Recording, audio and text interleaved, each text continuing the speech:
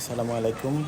আজকে আমাদের বাপ্পা ভাইয়ের বাবা আনোয়ার কাকা ভোর ৫টা দিকে ইন্তেকাল করেন। ইন্না লিল্লাহি ও ইন্না ইলাইহি রাজিউন। জানাজার নামাজের শেষে আমরা গোরস্থানে নিয়ে যাব, ঝালকাঠি পুরানো গোরস্থান।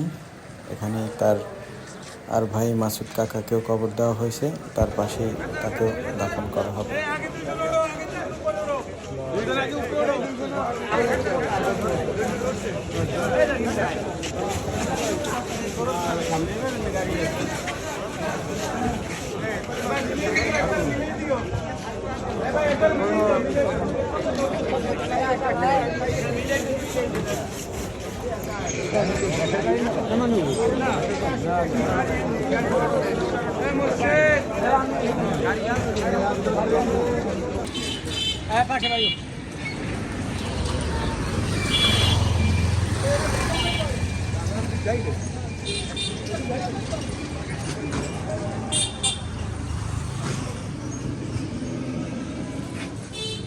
আসসালামু আলাইকুম ইয়া হালাল কবর।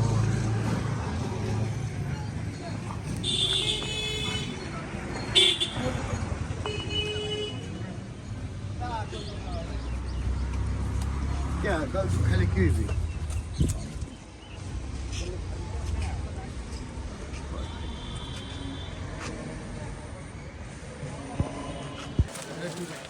এই সাইডে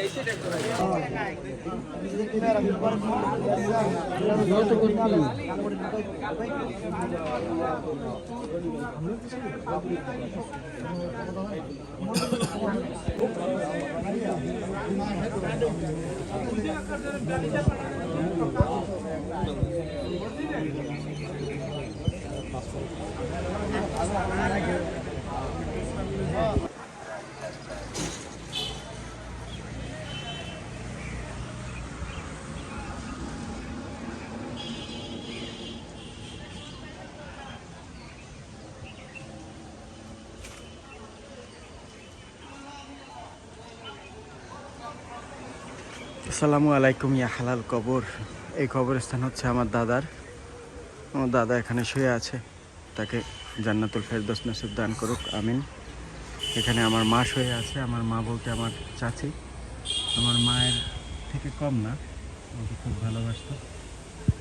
আমার চাচি আমাকে এত ভালোবাসতো, আমি প্রতি নামাজে আমার চাচির কথা বলবোই এবং মৃত্যুর আগ পর্যন্ত বলবো, তাকে আল্লাহ জান্নাতুল ফেরদৌস নসিব দান করুক, আমিন।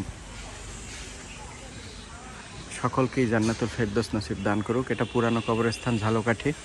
এখানে অগণিত হাজার হাজার মানুষই আছে। আল্লাহ সকলকে মাফ করে দিয়া সকলকে জান্নাতুল ফেরদৌস নসিব দান করুন, আমিন।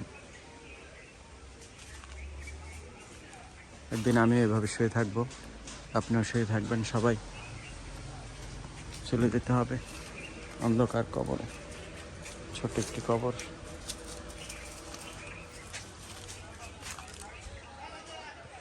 হাজার হাজার কবর এখানে।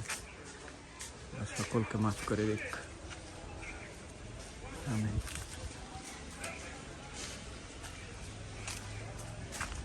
দাদার কবরস্থানের এখানে লেখাটা উঠে গেছে, মানে নষ্ট হয়ে গেছে লেখাটা। 1981 সন লেখা তো, হ্যাঁ।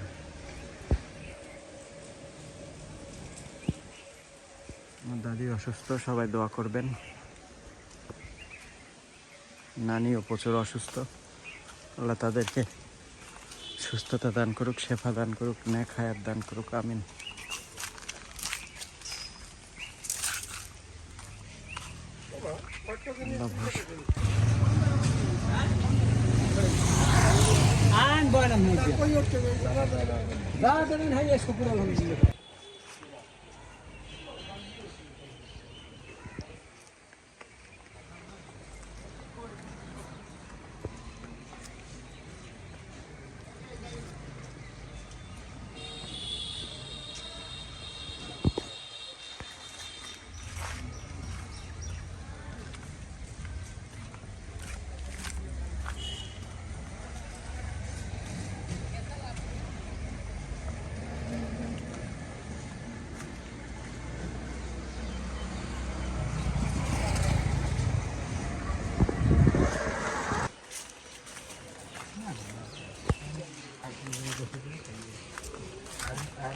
এই শাওন কবলে রান্না করছি তো আমাদের বাসার যাইতে এখান থেকে কাছে তো।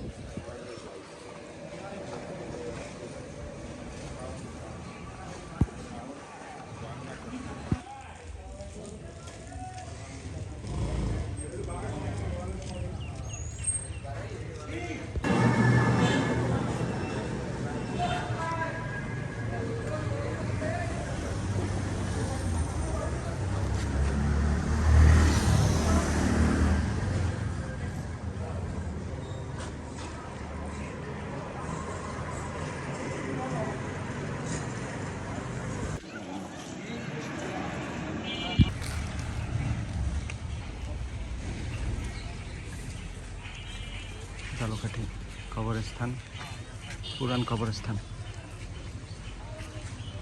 সবাই শুয়ে আছে।